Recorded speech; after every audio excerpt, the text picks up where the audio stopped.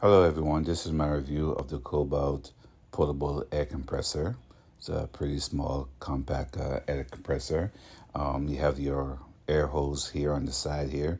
I lost the cover for that. And on the other side you have your 12 volt power supply.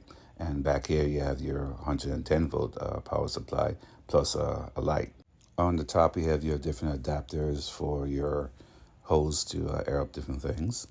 You have a LCD display that displays your pressure and gauge and it lights up, and you just turn it on here with the power on button, and you can see that it's pumping up pressure as I hold down the valve here, and it's releasing the pressure.